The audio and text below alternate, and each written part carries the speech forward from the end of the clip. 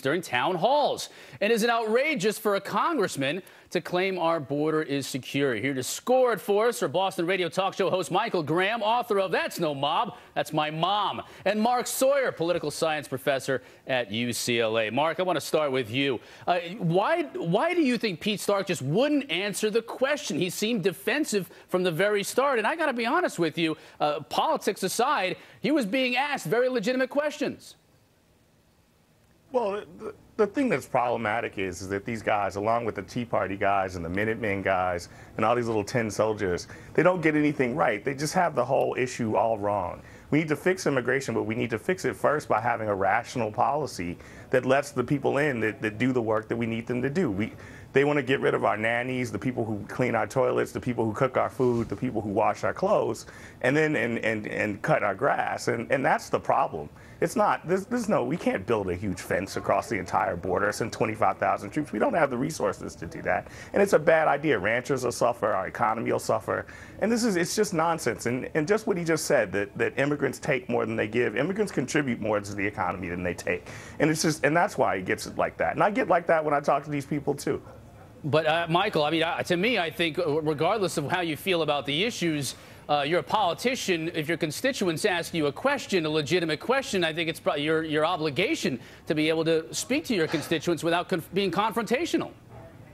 Look, Pete Stark is, to use a political term, an a-hole. Okay, that's what he is as a person. Separate from that, I'd just like to take a second to once again correct the so-called math of Professor Sawyer. You know who the people are who wash the clothes and mow the lawns and raise the babies out here in normal world? It's us. We can't afford nannies, okay? We barely have jobs. We have 10% unemployment. There are plenty of people who'd be thrilled to have a job mowing the lawn right now here in Massachusetts. I don't know about where you hang out. But when you watch Pete Stark, this is what bothers me.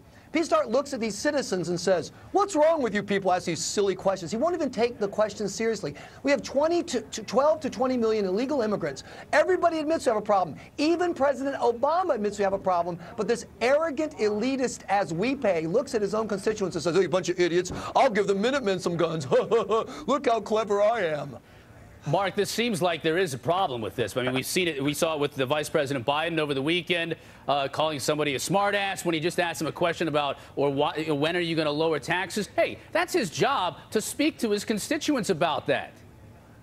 Well, Biden already has lowered taxes for most Americans, and that's the problem. I mean, this is the kind of the nonsense, right? But isn't that the answer, though? They offered the Mark, forgive me for interrupting, but then isn't that the response? Look, sometimes you have to just be real. And you know what? And I'm going to be real here. Like, go out there. Nobody wants to go out there and pick strawberries. Not one person who's out of work. Labor markets don't work that way. And anyone who knows anything about them knows better. And the point is immigrants give more than they take to our economy. Their kids are going to pay for all these old geezers who don't want them here when they're on Social Security. And that's what's going to happen. And we need to get used to it and embrace these people. They want to be Americans. They come here. They work hard. And they make a big contribution to our society, and people want to slam the door in their face, and it's wrong.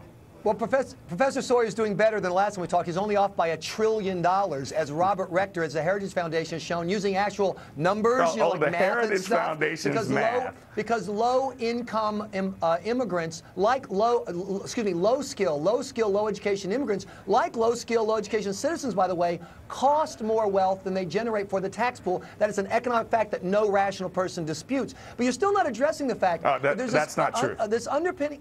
Oh, it's demonstrably true. Robert Rector has the scienceheritage.org. Everyone can check it for themselves, so we can skip that. I want to ask about this attitude that there's something wrong with citizens asking for the government to solve a problem. There's only one agency charged with defending our borders. It's the government. We have the government running GM, which the private sector should do. We have the government picking what banks should survive, which the private sector should do. The government screwing that up and then saying we refuse to do our job of enforcing immigration law in the United States.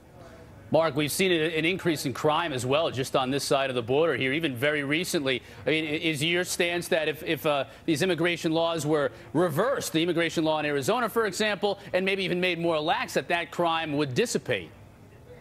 It would be happy if you could say that that was true, but crime has gone down in Arizona as immigration has increased. And crime in neighborhoods that have large numbers of immigrants is lower than in other parts of America. See, these are just lies. And that's the problem, is that this is why this debate is so galling. Look, the real problem with our immigration system. Mark, let me say this. It certainly is not a lie that drug kingpins in Mexico are threatening to kill off-duty Arizona cops. And that's just over the last few days. But you said crime has gone up. Well, that certainly to me is an indication that has gone down. That is an indication that crime has either gone up or it certainly is going to go up, violent crime, in the next few days. And I would believe. It's going to go up. Listen, well, has and is going to, Mark. Let me tell you something. We've all seen the footage south of the border. We know that when threats are made, they're followed through in Mexico. And I don't want to take that chance. To be honest with you, that's just my stance. But see, what you're trying to do is you're trying to take a problem about drugs and dope and make it about immigration. But it seems to me like they are tied one and the same. That's the problem with our immigration system is broken. We had a long time where we were absorbing immigrants into our economy, and we didn't have visas for them. I don't mean to cut you off, but I got to run. We got a lot to get to tonight. Okay. Gentlemen were fantastic. Thank you so much, Michael Graham.